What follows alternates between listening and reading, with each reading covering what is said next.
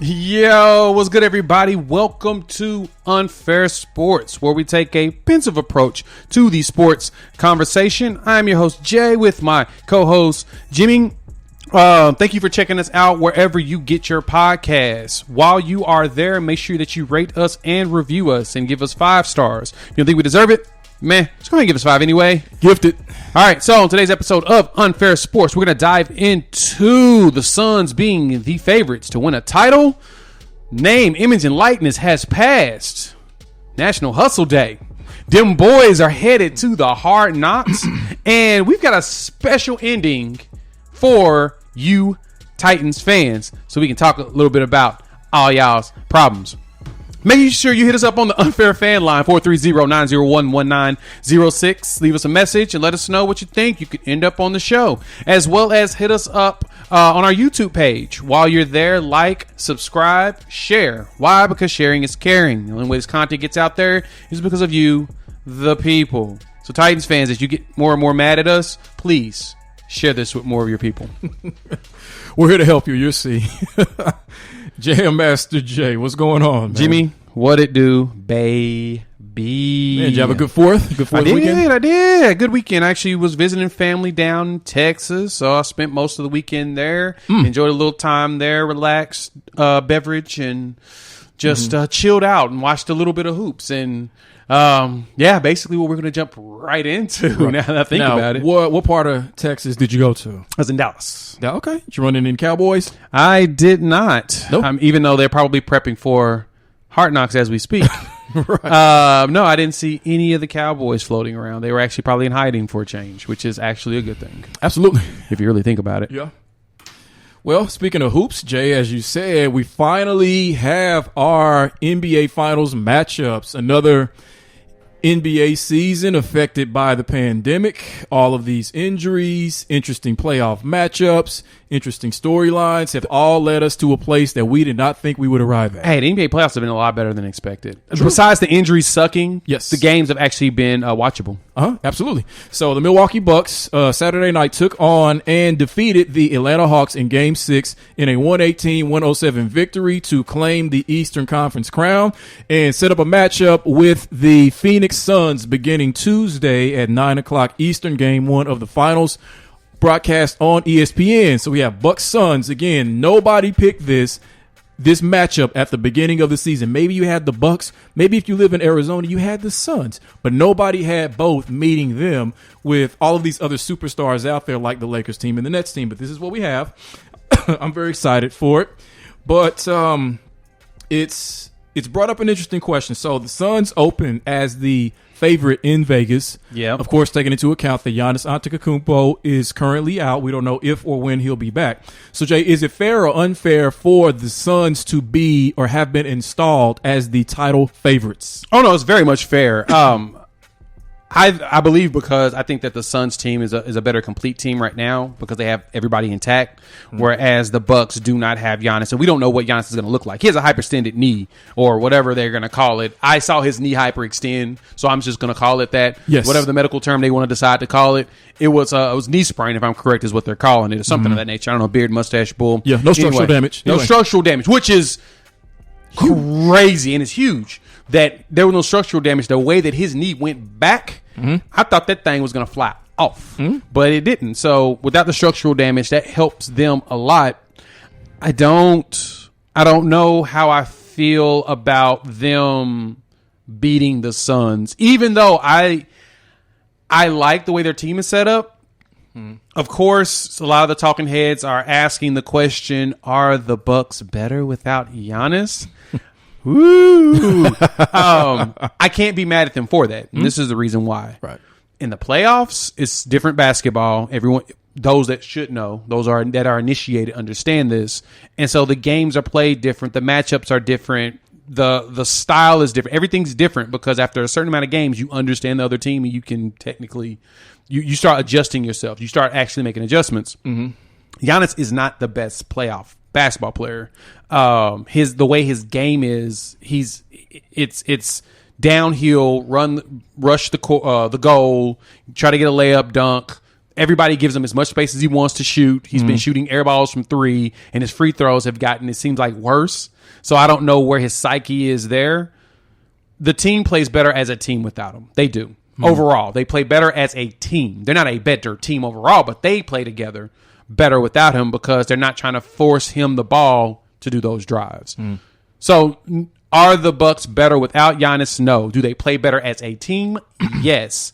And I blame coaching more so than I blame actually Giannis and everybody else for that. So I think it is fair to give that to the Suns because as of right now, they, to me, are the better team going into this game.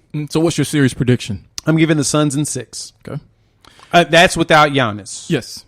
If Giannis does come back any part of the series, I'll say Suns in 7. Okay. Because I think that he does enough to get them at least one game that they probably shouldn't get, I guess you could say.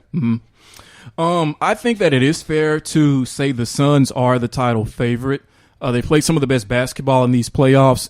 Without looking at any raw data, any NBA fan who knows something about the game could see the type of impact that Chris Paul has had on this team. And we've talked about that ad nauseum throughout the season. Yes. On the way to a number 2 seed, taking out the Lakers, taking out the Nuggets, taking out the Clippers, albeit with some help because there were some pretty key injuries for each team. Single round. And so far. Yeah. And yet again, you're most likely going to have the exact same thing with Giannis Antetokounmpo, at least missing part of this series.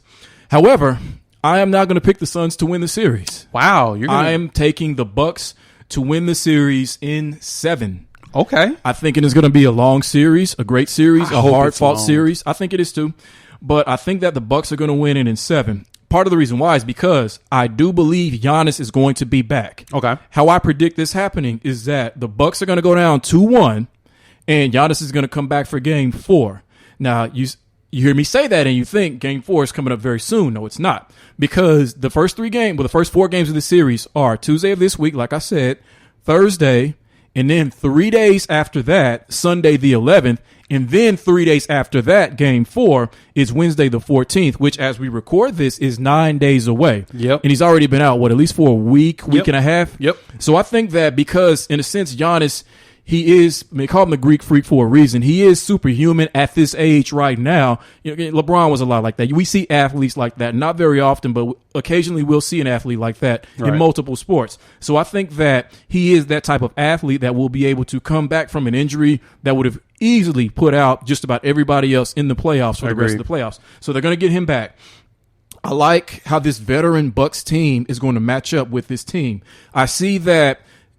When I look at Drew Holiday versus CP3 is going to struggle with that because Drew Holiday is one of the best on-ball defenders in basketball. You look at Middleton and Booker. I think that when Middleton gets going, he can match Booker bucket for bucket. And when you look at Lopez versus Ayton, young lion versus old lion, I think that he can give him some basketball I play. I love Brook Lopez, man. That he can cause him some problems as well as be able to space the floor like they, in a sense, need him to, like he usually does when Giannis is there. And I think when you add in one-punch Bobby Portis and PJ Tucker, they're going to get physical with this team. This Phoenix team is a finesse team. And what neutralizes a finesse team is a team with strength, a team with power that's not afraid to use it against them game after game. So I think you're going to see a lot of that. And really, I would erase all of this in picking the Bucks if it weren't for the fact that they played as well as they did as a team, like you said, without Giannis those last 2 games. Because they had me wanting the Bucks to lose because I wanted a full, healthy team going in there against Phoenix because I knew Trae Young was going to be back at some point, and he did, but wasn't able to help close it out. He looked like he was hurt, though. That's the problem with Trae. You could tell that he was still hobbling, so yeah. Yeah, so in those 2 games, Holiday and Middleton truly stepped up in order to lead this team. Even got a 33-point game from Brook Lopez. Yep. And CP3, again, when we know how he can be in the playoffs, he's already torn ligaments in his wrist or in his hand. He's done everything. You name it. He's had some sort of injury. He's had COVID. He's had a shoulder nerve issue. His toe got amputated. It's just so many different things that happens to Chris Paul. So it's always unfortunate. So all that combined with the fact that I really have only heard one person pick the Bucks makes me feel like they're being underestimated. That it's too easy to say the Suns are just going to steamroll right past them. So I'm taking the Bucks in 7. Obviously, the Suns can win this series. That wouldn't surprise anybody. And I would be happy for CP3 and Ayton and Booker and a lot of those guys. But I think the Bucks are going to win this series. I think Budenholzer I think he's got a chip on his shoulder because people already say, some people are saying he's the worst coach to ever coach in the finals, period. So, Bucks in 7. And I mentioned that the last time we talked about the Bucks. The one thing that bothers me is that the players are going to bail out Budenholzer in this because he just does not do the right adjustments. Giannis out. He was forced to figure out an adjustment, which was putting Bobby Portis in, letting Bobby Portis do his thing. And One Punch was out there cooking. He was playing. He was playing the way you need a guy to be able to step up, a team player, the next man up. Everybody says that cliche all the time with it. He was the next man up, and he showed it. As far as these odds go, I mean, the Bucks are plus 145, Suns are minus 180, so they're not that far of a favorite. Right. So it's not as large of a gap as you would think. So, yeah, I can see the Bucks being underestimated in this, and you're right. The biggest thing that they have an advantage to me over Phoenix is the physicality. They're a very physical team with P.J. Tucker. Chris Middleton's a very physical defender as well, and so is Drew Holiday. So they're infamous for bodying up with people. Lopez knows how to get down there, and then you put One Punch down there right next to him. He has no problem with bodying up with people. Now, some individuals watching this, listening to the show, and watching, may not know why we call him One Punch Bobby Portis. This goes back a couple of years ago. Will you tell them why that is? His teammate in Chicago is Nikola Mirotic. Very good, yeah. Mirotic. Yeah, he they got into it in practice, and Bobby Portis basically fractured his face with one hit. It was a one-hitter quitter. It was literally baby boy just hit him just right, just boom, done deal at the moment. And Mirotic essentially, and we haven't seen him since. Right, he literally got punched out of the NBA, out of the NBA, out of the country. Portis. Out of the country, which facts. is facts. It's gone. He's gone now. Which we it's unfortunate, but to add to that though, you mentioned the role that the Suns have gone through and how now they're going to play against another team with another star injured. They have lucked out with attrition. I'll give that to Phoenix. But the one thing I do want to make sure I make mention is that there's no such thing as asterisks in sports. Period. Shortened season, long season, injuries to everybody else, ain't no asterisks. It happens. The whole purpose of it is that everybody else goes to the same scenario, and because everybody goes to the same scenario, if you don't make it through, tough nugget. That's how the game is. So I don't want people to try to put an asterisk on this championship that Chris Paul gets, even though it was a 72-game season and damn near half the league is hurt. It ain't their fault that they were able to remain healthy through this, even coming post bubble, and how bad that was trying to rush the season the way they did. I mean, when you think about it, you can find a reason to give an asterisk to a team in any sport that wins a championship. Every team that's ever won a championship in some way has gotten lucky, has gotten a break that the other team did not. So, for instance, even with the Milwaukee Bucks, and this actually makes me like them even more. You go through Miami. I did not think they were going to do that the way that they did. You meet Brooklyn, and they don't have Kyrie Irving, and they have maybe 40% of James Harden. And then in the Hawks, you don't have to play against Trae Young for 2 games. So even they have had essentially the same kind of help that the Phoenix Suns have had as well. And that's been a huge part of how they get there, because I'm sorry, Milwaukee, if they have a healthy James Harden 100%, you're not at this point. You do not go to the finals. Period. No. And I agree with you on that. Brooklyn goes to the NBA finals. Absolutely. Healthy. I just knew that they had zero way of being healthy, because you knew that was going to happen. Because it's just the luck of the draw when it comes to that. So with that, I'm excited about these finals. Let's see how this goes down. Phoenix, I'll be watching you. Even adding to that, I'm going to do a post-game reaction for every finals game this week. So there'll be a video up. Might pull Jimmy in if he decides to stay awake, if he's not falling asleep. If not, if he is, I'll be on. I'm definitely going to do a reaction, post every single game for the NBA Finals as we grow this video content. So check out the YouTube page. Go to our site, unfair-sports.com. Click on the YouTube button. It'll take you right to our channel. But another thing we do here on Mondays here at Unfair Sports is the news. And now, Jimmy has the news.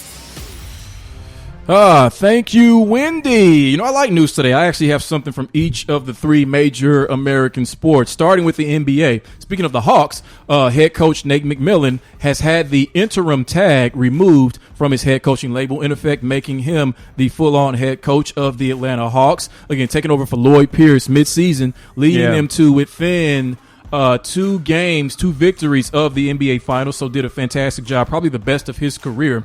So with this Hawks team, now that people know who they are, now that the target is going to be on their back next season and they won't surprise anybody, what's your way too early prediction for how far they go in the playoffs, assuming that they do go? Next year, I think they go second round. I don't think they have the same luck of health going into next season, especially coming up with it being a shortened season. Trae Young's already hobbling. I see some unfortunate circumstances for them, and because of that, I don't expect them to go very deep. At most, second round. I'm going to say first round. I think that they're going to follow the same path of the Miami Heat this season, who I think are going to be better than them next year. I think Brooklyn's definitely going to be better, obviously. I think the Celtics with Udoka, their new coach, is going to be better. And I think that the Sixers, for some strange reason, they're going to be better as well. So I think they're all – one of those teams is going to knock them out in the first round. Yep. But I think that they're going to be a perennial playoff team, especially in the Eastern Conference. I can see that. All right. So up next in Jacksonville in the NFL, rookie quarterback first-round pick Trevor Lawrence signed his rookie deal today or recently with $36.8 million over 4 years. And Jay, you will remember about a decade or so ago, I think Sam Bradford was the last number 1 pick who got just the huge $50 million contract. Yeah. Do you think that was a better reality for rookies, or do you think that this rookie pay scale they have now is better for the rookies? I think the scale now is because it allows the opportunity for veterans to still be able to play. Because, I mean, the biggest thing about football is because it's such a physical game that people just go after the next young body and throw them out there in the field, and hopefully they're good, and we'll see what happens. Veterans get pushed out a lot quicker in football, mainly because of health. And that's the unfortunate thing of it, is that you really only have like 4 years to make your money, and basically make all the money you're ever going to probably make in your entire life. Right. And you have to figure out how to divvy that out, or find another job, and hopefully you're talented enough to do more than just the game. And for a lot of people, it's not the case. I think that it's better this way, the way that it is now, because I think it protects everybody. It protects these franchises from being forced to have to give just boatloads of cash to a number 1 pick that they don't even know if they can truly play. And a lot of them got taken that way. They got tired of it. That's why they changed the rule. But I think it also protects the rookie in the sense that it still gives them this sense of they have to earn it, that they haven't arrived yet. Because a lot of the veterans resented them for those huge contracts where they've been in the league, busted up, fighting, blood, sweat, and tears, and hadn't gotten anywhere near that, and they actually earned it or deserved it more than the rookie stepping in fresh out of college. So I like it better now. Yeah, they need an arbitration type system like baseball has. I can see that. All right, so lastly, Major League Baseball, we saw something we have never seen before, and that is hitter Shohei Ohtani, the legend, maybe the best player in baseball, became the first 2-way All-Star ever in Major League Baseball. Now, some people would think it was Babe Ruth, but that was actually before they had an All-Star game. So now he becomes the first athlete to do that. Unfortunately, his team, without Mike Trout, the other best player in baseball, is 42-41, 4th in the AL West. So when you look at this Angels team, who always has talent but fail to reach any level of success with it, who would you say is the Angels' NFL equivalent of a team who has all this talent or good talent year after year, but just never seems to do much with it in terms of playoff success? You're not going to Dallas Cowboys. Is that it? I would say the Chargers. That's it. Snooze. And that was Jimmy with the news. That's a good one. Thank you, Bob. Definitely the Dallas Cowboys, which is an interesting thought if you really think about how they are. They're always the talented. Team. Yeah, always talented. Every year. Every year, on paper, you're stacked. And it was the one thing you learn, and we'll talk about this even more later, is that you do not win championships on the paper. Absolutely. Speaking of which, on Fair Sports, we always do our Monday shows on video as well as the podcast. So with the podcast, make sure you give us 5 stars and share or whatnot, or hit up our YouTube page, unfair-sports.com, click on YouTube button, and you can watch us talk about the games. And make sure you hit a like button, subscribe, get those numbers up, and share, because sharing is caring. So speaking of sharing, Jimmy, some great news came down early last week that I was going to try to talk about at the end of the week, but got to the holiday weekend, and it just didn't work out the way things were going to. So we'll play catch up with that. The NCAA has basically temporarily paused all rules around name, image, and likeness eligibility. So now athletes can go out, they can sign contracts, or endorsement deals and all that stuff for the name, image, and likeness. And there's a few things with that I feel like is big. But the first thing I do want to say is I'm going to put out a petition today that we call July 1st National Hustle Day. It is the day where all the hustlers got to do the things that they need to do with the side gigs, mainly doing stuff that didn't involve them actually performing the game. Okay. Bobby Bonilla Day is July 1st of every year, where he gets his, $1.185 million from the Mets every single year up until like 2035 because of a deferred payments that he had that went into a annuity and has definitely blossomed in finances. July 1st is when coaches get their buyouts and collegiate football programs. So typically coaches start to get those payments annually around July 1 for them not to coach the team that they were at. So because of that, now college athletes get to actually earn money on themselves, which is great and is well deserved. Now, let me dive into the seriousness behind this, because I have, of course, a substantial amount of opinions, and I'm probably going to go even more in depth on another video later. But I did want to talk to you about this. Yeah. Is it fair to say, before I dive deeper, and I'll do that as I talk more through this, is it fair or unfair that the new NIL rules will change the game, change college sports forever in a bad way? In a bad way? I would say it's unfair to say that, because I think ultimately it will change it in a good way. It will change it in a more fair and equitable way, based upon, how we've known just for decades how much these athletes contribute to the revenue that they bring in for these schools. So I think that it's fair. It's fair to say that. However, I think it's unfair. It's unfair to say that it's going to be ruined sports. But at the same time, it's going to appear that way probably at the very beginning, perhaps, because there are some traps to this. When I did my solo show, where I talk about this on the Sha'Carri Richardson episode about there being benefits and costs to that. Should I mention that? Yeah. So for those of you who didn't get a chance to listen to it. So I said that, all right, the benefits of this are, first of all, it gives these college athletes business experience in terms of being able to negotiate these deals, or as a part of a collective agency, parents, whoever they have with them, and that will help them later on as they go on to negotiate professional deals and be able to spot the right deals. I said the second thing was for college basketball, and for individuals like me who grew up where you had these great college basketball players and great college basketball teams who you could expect to see another season or maybe even 2 seasons after that. I think we may see a little more of that, of maybe fewer one and dones, because these college athletes enjoy the college life. They perform well,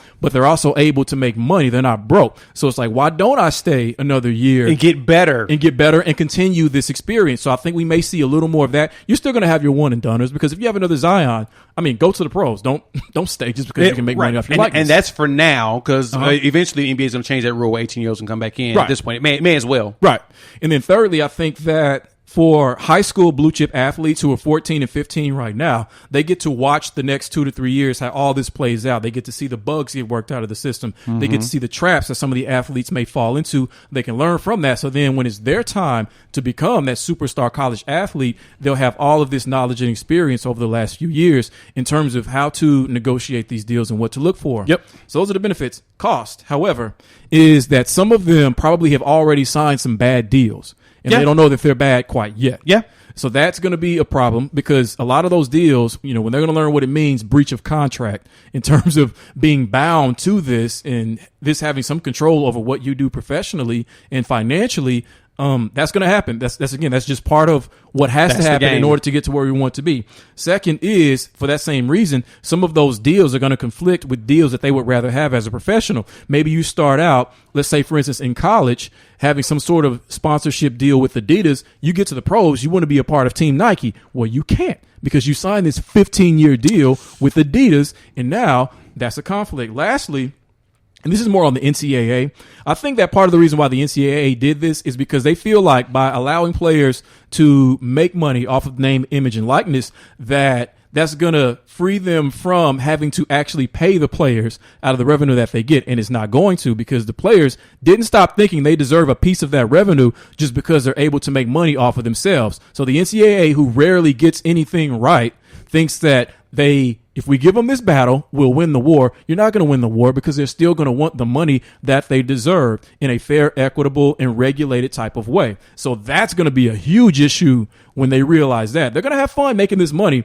over the next 2 to 3 to 4 years. Then they're going to realize, probably sooner rather than later, we should be making more if we were getting the real money that we deserve, the money that we help bring in off of our blood, sweat, and tears. So that's still going to be a fight to be fought.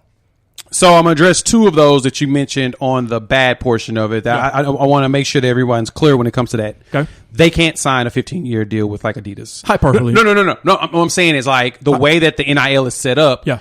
It's only college. It cannot bleed into professional at all. Really? Period. Okay. Exactly. That's one of the regulations they added in there is to prevent that. Because like you said, you made the perfect point of if they sign something here and then they're stuck to it going forward, they've insulated it to where it's only college stuff related. Period. Okay. To help protect against that portion of it, Good. which I think that's probably the one safeguard they did right. That's good. If anything. Yeah. The second portion of it, the NCAA and their money, and not actually paying the players, but letting them make money off the NIL.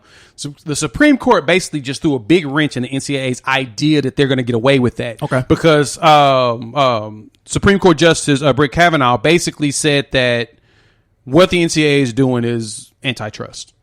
So be prepared for antitrust lawsuits. And that's just me saying it. I'm paraphrasing what he's basically stated. But if you read the argument, the dissent,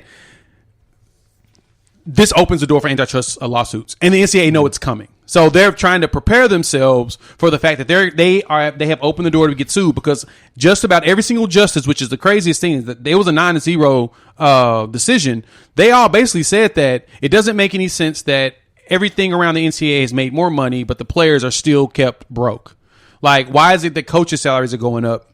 Why are you guys spending more money on facilities and all of this stuff, but the players still don't have a chance to make money, even off just not only the name, image, and likeness, but all the revenue that every school is bringing in? Why can't they get paid? Right. So that is coming probably within the next 6 months. I'm not even going to give it that long. That case is going to be coming to the Supreme Court very soon. And so I want to address the rest of those. And you're right. With your lineup, you're making a whole bunch of sense in things to pay attention to when it comes to this NIL. The players later are going to learn a lot from what they're doing today. You're exactly right on that. Like I said, luckily, a lot of this stuff is set to where it's only collegiately, so they don't have to worry about it bleeding over too much. But this is the one thing that I think was the dopest thing of all of it, is that, and this is the thing that pissed me off the most about NIL and why they should have been able to do NIL to begin with. I had to find the article. I lost it. It was Dan Murphy from ESPN that wrote, and he talked about there was 2 players that signed NIL deals that had absolutely nothing to do with their sport. One of them signed one for like piano lessons. Like he's giving out lessons in I think it's cello. I'm sorry. He was giving out lessons in cello, and another athlete was she was giving lessons in something else that had nothing to do with her actual sport. And I'm just like, that's what they should be able to do with their free time. Why can't they spend their free time making money? You know, and of course the thing you get to think about is, okay, what about boosters and all this stuff? If you want to be honest, if boosters want to pay these people to do stuff, let them. Who cares? Why? Because boosters are already influencing everything else in college football. Right. Alabama's got a $600 million thing going on with boosters and donations to where they can upgrade their facilities. LSU just got like 130 something million to add to their football facilities. What about North Texas? What about the teams in the Sun Belt? What about the MAC? Do they have that kind of money to do that? No. Does TU, University of Tulsa, do they have that? What about Tulane? Do they get that stuff from? No, they don't. They're already at a disadvantage when it comes to money. Right. What does it freaking matter if you pay the players? Because think about it. You can have one booster that will be willing to drop big dollars on a 5-star player to get him to come to Tulane or get him to go over to a small school, Boise State, and continue to grow that. If you get a Wyoming, whatever, if you get a booster that's willing to drop big money to bring a guy there and then say, hey, you could be the man in this area or the woman in this area and we can get you all the endorsement deals you want. What's wrong with spreading the wealth around the country? Alabama players are not going to be able to do everything. The boosters aren't going to be able to pay every single player if they're not already paying them. There's limits to where all this money is going to stretch out to. And because of that, these NIL deals are going to be so great for the future because you're going to see a lot more talent spread out. You're not going to see 5 guys at Kentucky with NIL deals and they're all starters. You're going to see 1 or 2 of them go somewhere else where they can really be the man, then and utilize their social media following and become a big deal. And that's basically what a lot of these players have done. Most of these players have accumulated a following just because they're interesting people and people like following them. Like the Twins that got the Boost Mobile contract deal. They were all over the billboards and everything in New York right after this. Spencer Rattler had himself his logo made, and he got a Raising Cane's contract. So now you know he has the sauce because the only way you can eat Raising Cane's is with the sauce. Going through the list, there's so many great deals that are put together. Master P's son supposedly got a $2 million deal, mainly off the name of his pop. What's wrong with that? There's nothing. It shouldn't be a problem with that. You know, he should be able to make money off the fact that he is a Miller. He is part of the Master P No Limit family that existed, in yesteryear. Everyone should have that opportunity, and I love the fact that that's the direction that we're going with this NIL. So, pretty amped. Let's see what happens. All right, so Jay, switching over. I don't know about you. Like, one way that you can test yourself to see just how much of a football NFL junkie you are is whether or not you watch Hard Knocks on HBO. And actually, any show that involves athletes doing stuff where they're just talking or behind the scenes stuff. Yeah, right. That means you're a junkie. So for those of you who are unfamiliar with Hard Knocks, it's a program, 5-episode program usually that runs on NFL that runs on HBO that features a particular NFL team. And essentially what they do is get behind the scenes as the team goes through training camp, goes through, I think, the majority of the preseason leading to the beginning of the regular season. Right. So you get to see a lot of what happens as they train, as they have meetings, some conflicts that can happen between the players, as well as who's on the bubble of making the team versus being cut. And you get to learn about their families, personalities, etc. So there is a sense of in-depth invasiveness to it, but that's what the show is. It's very interesting to see the experiences and really the humans who wear the helmets. Yes. You could say. So each year, to me, it's always of interest as to who is going to be the feature of Hard Knocks this season. So last season, you had 2 teams for the first time. You had both LA teams, the Rams and the Chargers. And it was announced later last week, that this year, the team to be featured on Hard Knocks was none other than the Dallas Cowboys. We them boys. We're going to the Super Bowl, baby. So-called America's team is going to be featured on this program for the 3rd time. I did not know this. Yes. 2002 and 2008, they were also featured, and they're going to be featured again this year in 2021. So with that, with the type of exposure this team is going to have, more so behind the scenes, given that they're the highest valued sports franchise in the country, essentially. In the world, too. Yeah, in the world, yeah. As far as their multi-billion-dollar valuation. Do you think that Hard Knocks featuring the Cowboys is going to have an impact on this team in a negative way? Yes. I think that it will affect them in a negative way.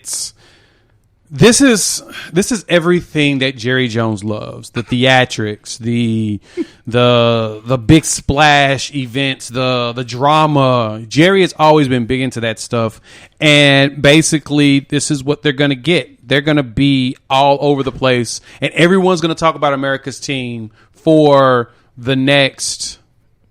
Was there how many episodes? It's 5 episodes, right? Yes. They'll be talking about them every week for the next 5 weeks. Every week you tune in to this podcast as well as the YouTube channel.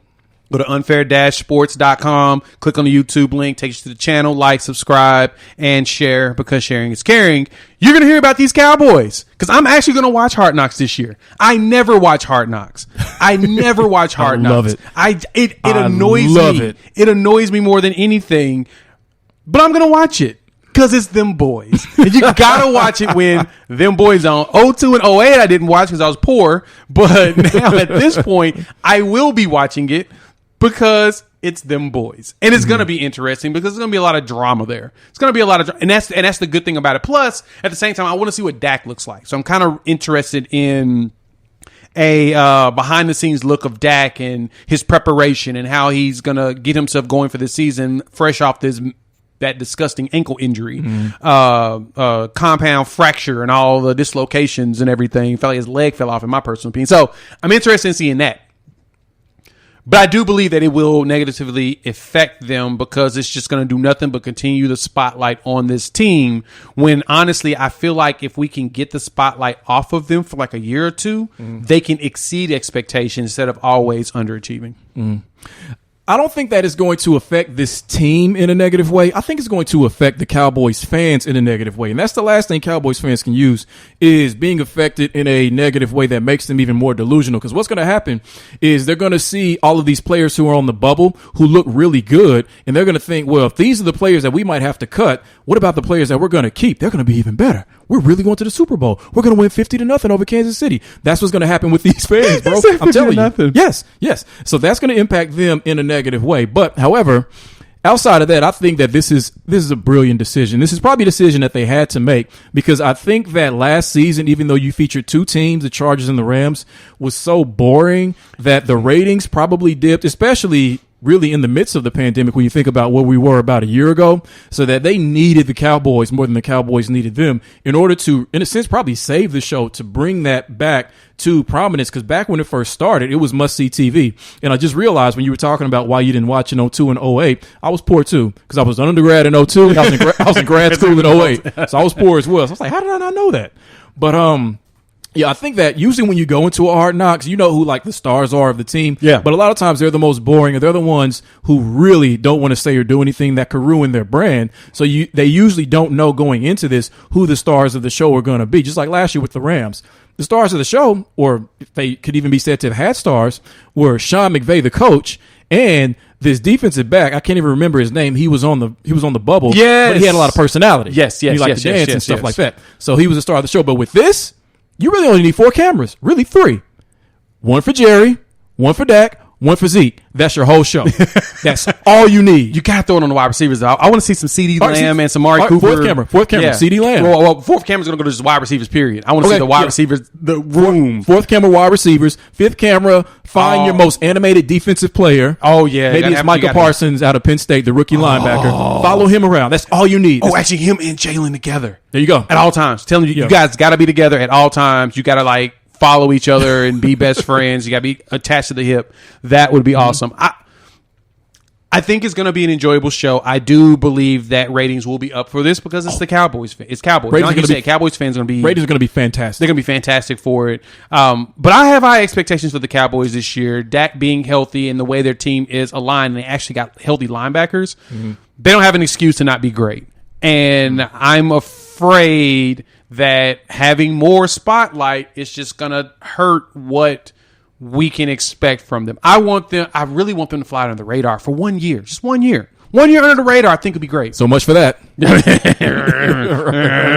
But I believe the show starts. Now, they're going to actually do this later on in the season, I think, because usually they have an episode or two, I think, before the first preseason game. And I think that they start, I'm guessing August 10th, but the Cowboys play in the Hall of Fame game 5 days before that. So I guess the first episode will be the week leading up to and through that game. Yep.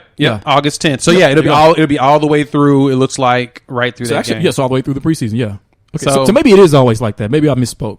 So yeah, I think what do you expect to see out of Hard Knocks before we wrap this up? What do you think is going to be some things that that's going to jump out to that you expect to see happening in the practice? Well, I think that what they're going to do is the Cowboys, they're going to gear this more towards their fan base. I mean, which is what I guess is an international fan base.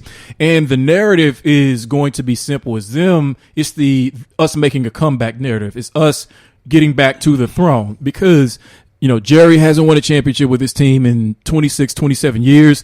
Dak had that bad injury. He's got to come back from that. And because of that, Zeke had a bad season. Can he come back from that? Well, I mean, a bad season by previous Zeke Elliott standards. Yes. Yeah. As well as the defense. You get Dan Quinn as defensive coordinator.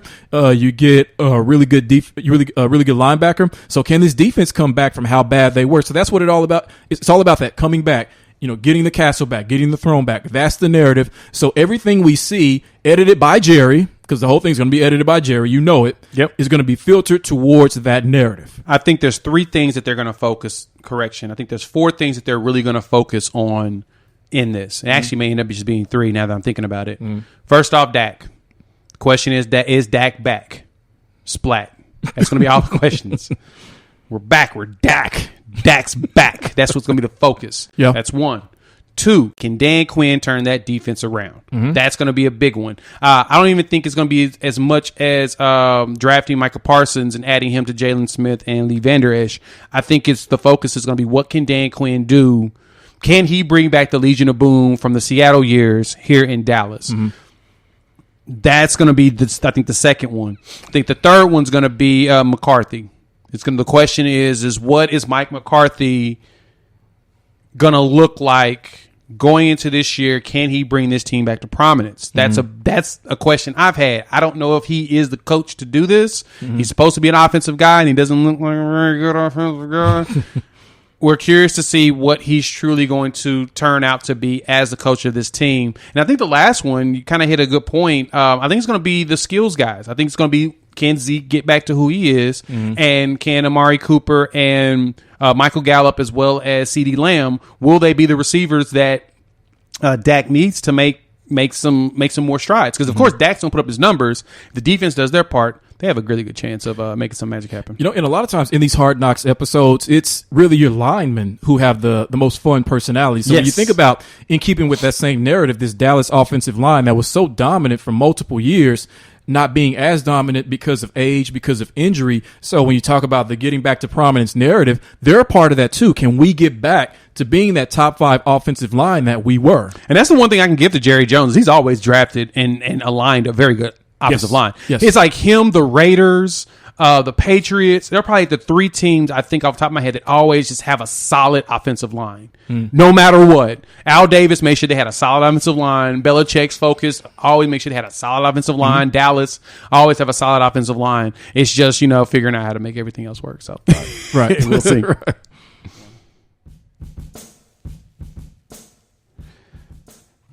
Okay, we're going to bring this to the people.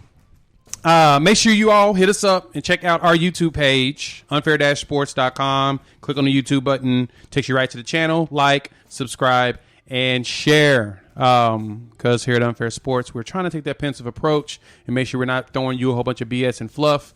And we're going to talk through it the way that we think of it as fans. And speaking of which, is a way of talking through and going through things with fans.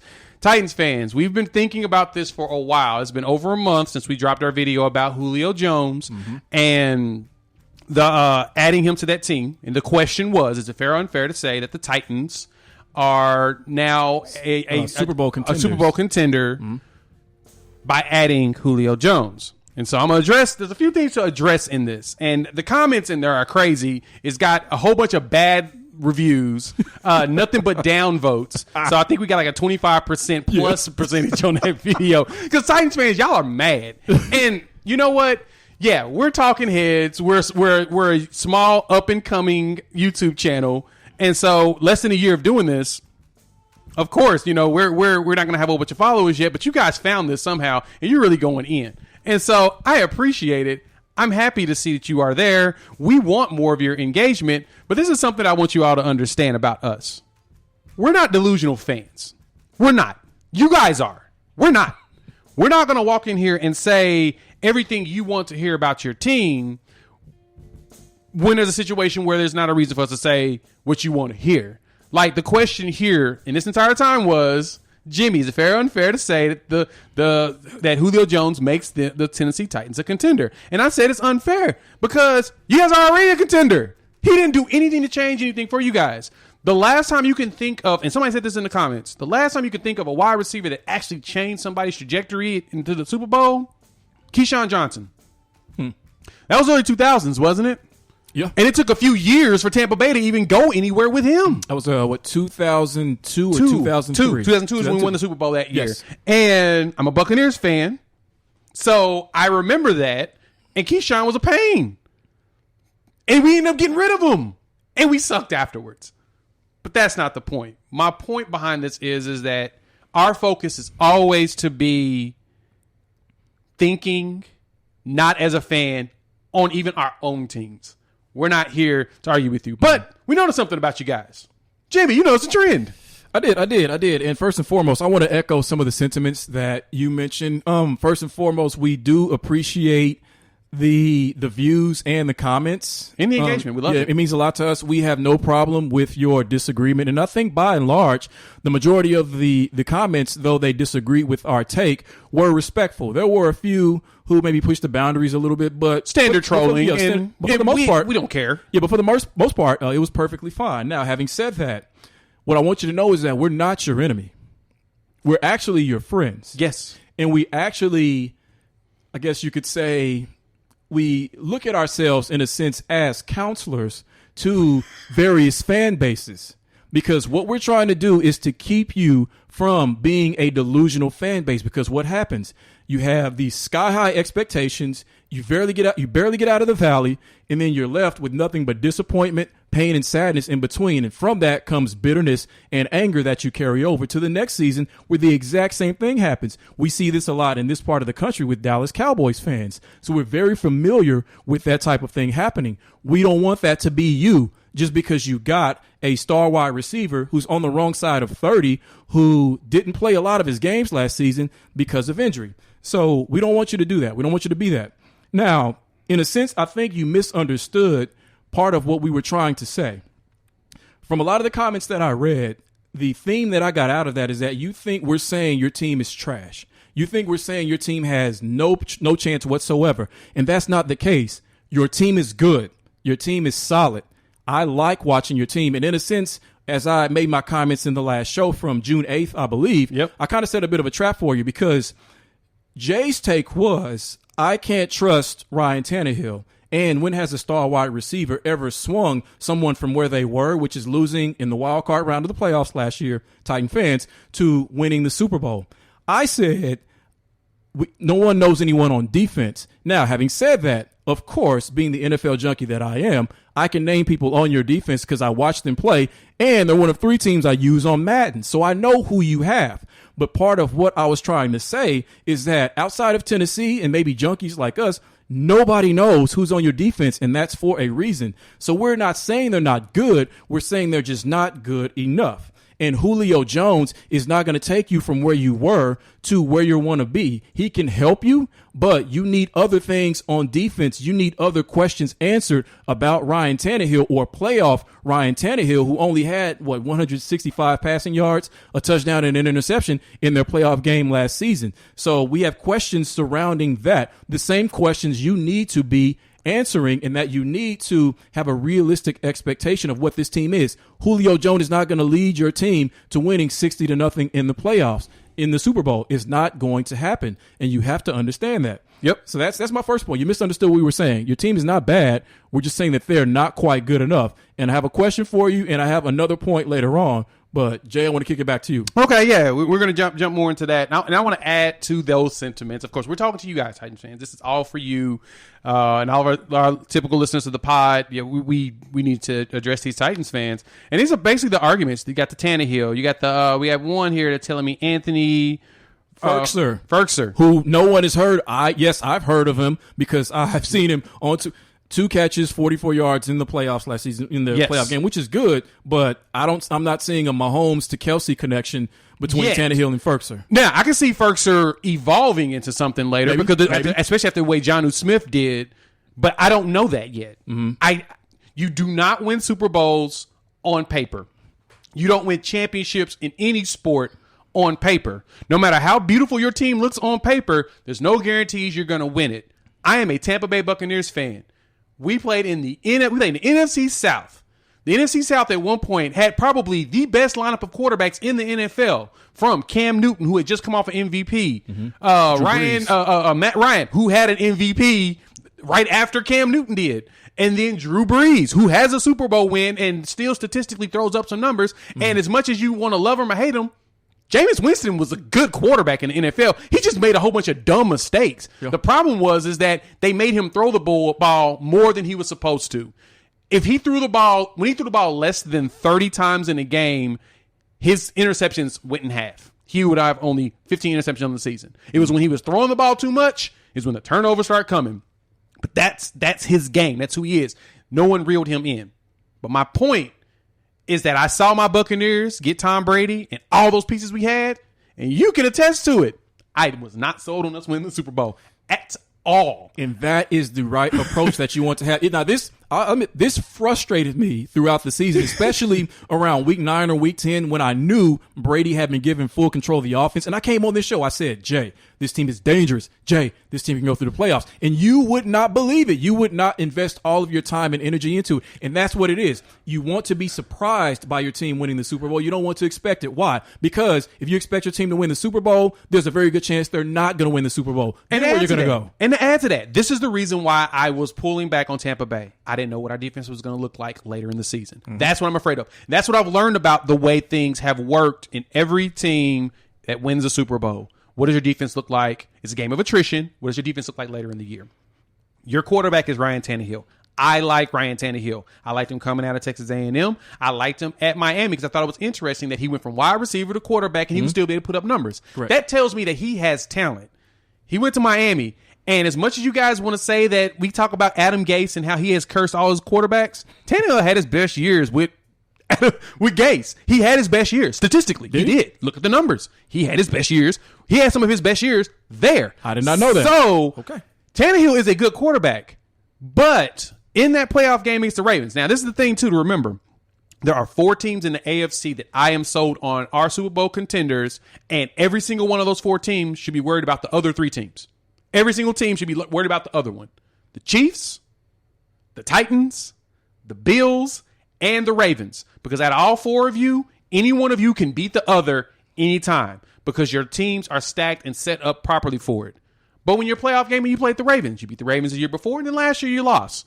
What happened in that game, Jimmy? I'll tell you what happened. They shut down Derrick Henry.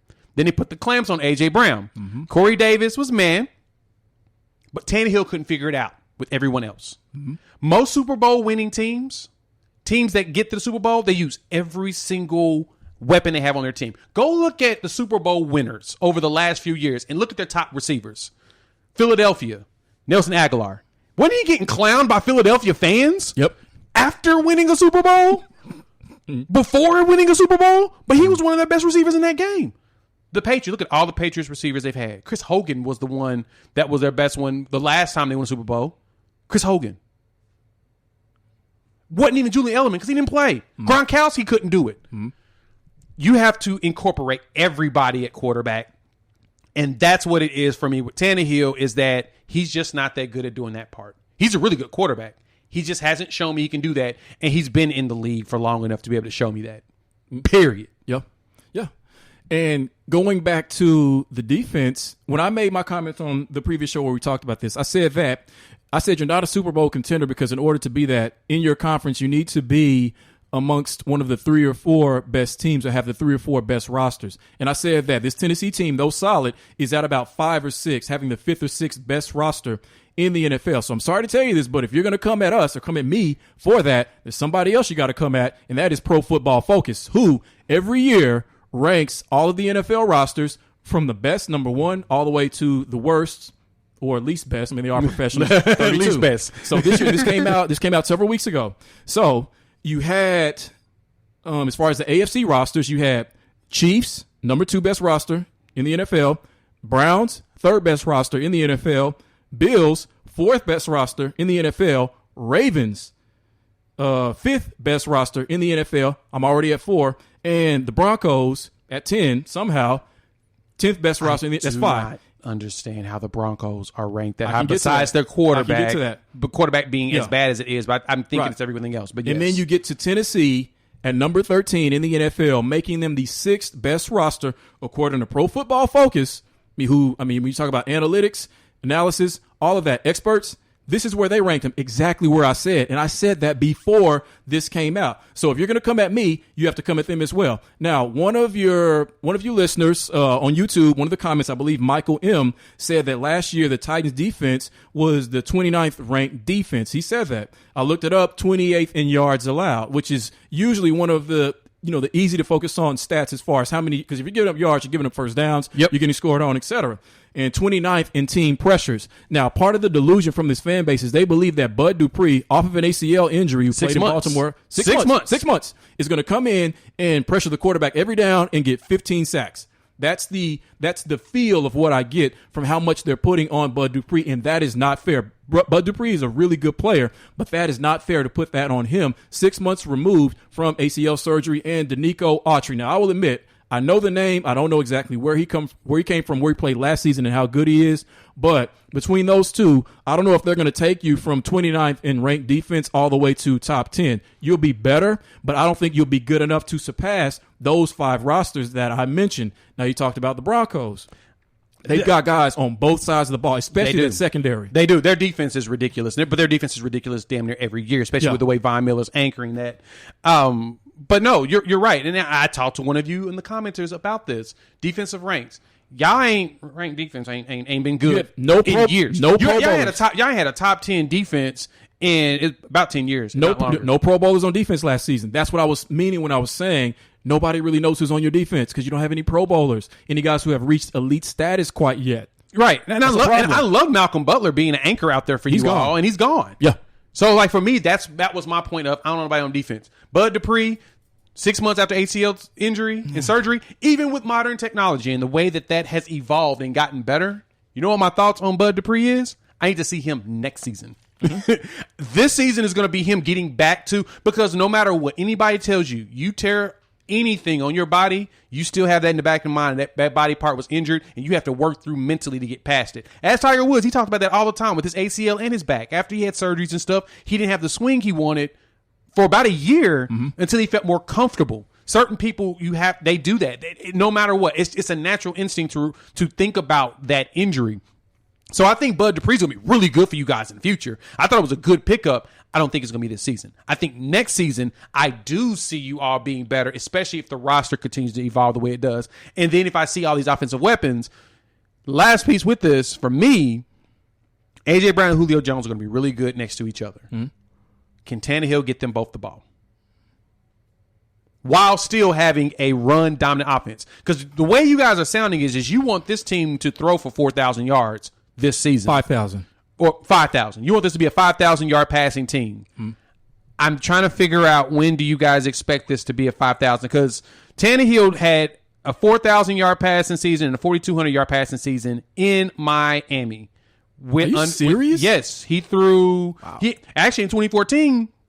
he completed 66% of his passes. He was really good. 27 touchdowns, 12 picks. The next year, 24 touchdowns, 12 picks. This year, last season, 3,800 yards, 33 touchdowns, 7 picks. So he's gotten smarter at quarterback. And I knew that he was smart at quarterback because I liked him. I liked Tannehill. I said I liked Tannehill coming out of A&M, just the fact that he could switch positions like that. But the key thing that you guys got to remember as fans, this is the point of all of this.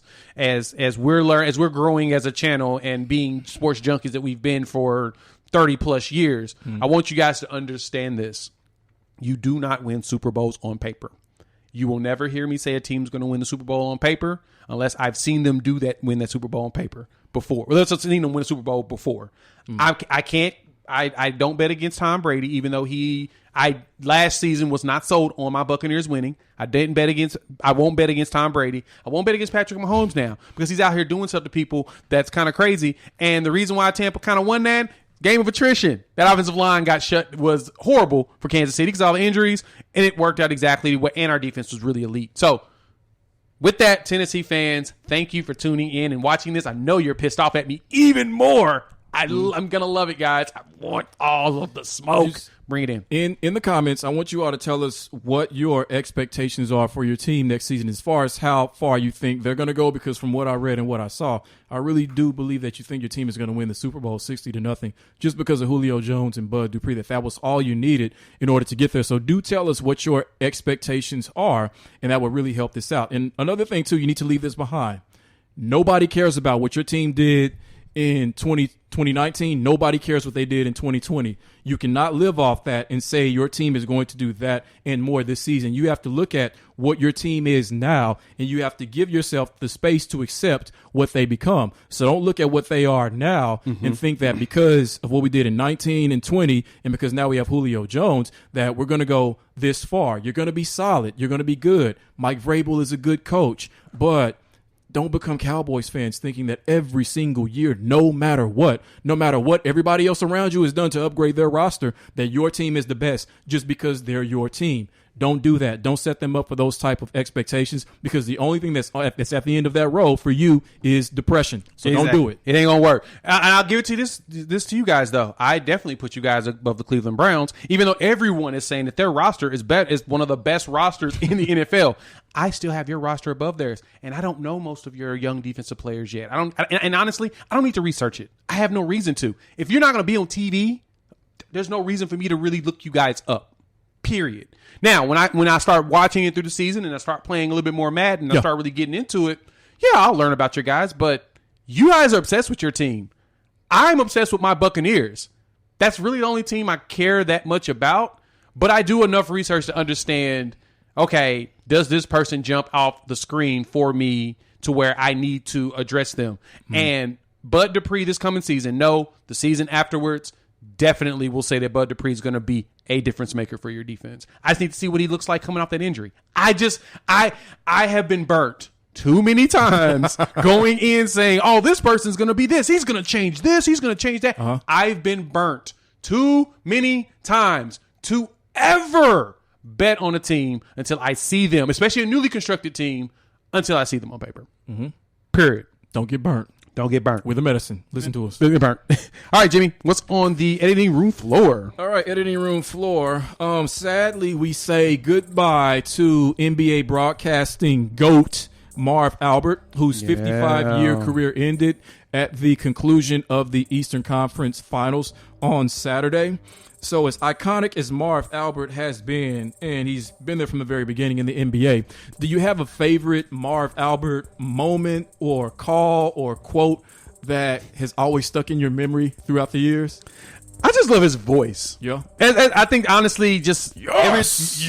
Let's see that again! I love his voice. And that's... I don't have a favorite quote I can think off the top of my head. I'm maybe can probably filter through some things and find something, but for the most part, that voice has always been GOAT. I would say for me is when, Bulls Lakers 91 Finals, I think, where Jordan goes in there with one hand and then switches and goes to the other. Oh yeah. And he says, I can't even imitate it. A spectacular move. Hey, spectacular move Fantastic by Michael call. Jordan. I remember that ever since I was a kid. So we love Marv Albert. Hopefully he can do some guest work, just kind of here and there, just so we can, re-experiencing Marv Albert. No, he's gone. No, he's gone. He's done. 50 years. Right, Kevin Harlan, step up. Next, the Washington football team, Jay, got fined a whopping $10 million based upon the investigation into the culture of what the Washington football team, of what was their culture, we'll say, hopefully was. And in addition to that, Dan Snyder was taken off of day-to-day tasks, and I believe his wife is now going to run the day-to-day operations of the Washington football team. So since they couldn't get rid of him as an owner, Jay, is this sort of like maybe an honorable mention type of way to kind of phase him out a little bit? It could be. That's actually a really good point. I didn't think of it that way. But they may be trying to find a way to transition away from him, especially after all of that mess. But it wasn't surprising. No, you would expect like something like this happening under Jerry's watch or Robert Kraft or someone like that. You would not expect that. Honestly, I wouldn't expect that out of Jerry Jones. He's way too meticulous. But Dan Snyder, as much of kind of a sleazeball reputation as he has, this did not surprise me at all. No, not at all. Hopefully it's cleaned up. Ron Rivera did a real good job with that team last year. And lastly, Luka Doncic and Slovenia, who fought really hard, found a way to secure a spot in the country's first Olympic berth in men's basketball. Word? Yeah, Don Luka. So, Don Luka. My question is, Jay, I don't know who else is on that team with him, but if the Slovenian team comes up against Team USA, do you think there's any possibility that they could really push him? And they're not going to win, but do you think they could at least push him off the strength of Luka? Ooh. Can they make him uncomfortable? They probably can. I mean, that is interesting. Yeah, that's a good one. It looks like they have 2 NBA players on that roster, Luka included. Yep, Luka and Vlatko Kansar. Okay, that's the only I've tried to pronounce his name, but he plays for the Denver Nuggets. Okay, so he's born '97, so he's a couple years older than Luka. So young guy. So I don't know. You know what I wish I they could do? They could. I wish like geographically they could take like an area and just combine all the players from that team. Because wouldn't it be awesome? Like somehow, and I don't know how far apart these countries are, but what if like I believe Nikola Jokic is from Serbia? Is that right? Yeah. So what if they could just kind of combine in order to create one super team within the rules of the FIBA or whatever, and then challenge the USA team? That'd be fantastic. Oh, that would be fun. I mean, that's kind of what we do here in the U.S. We just grab every single great player because we have all the best athletes in the world here, and we do that. So it's going to be interesting to see them going against each other, but I don't think they can beat the USA team. I don't think so. Who starts playing exhibition ball against Nigeria next week? Oh. Yeah. Five games of exhibition ball. So kind of as a bit of an appetizer between NBA Finals games. So that'll be cool. That's going to be fun. That's going to be fun. I'd actually go to that in person if I could. Hey, that's a thought. That's a thought.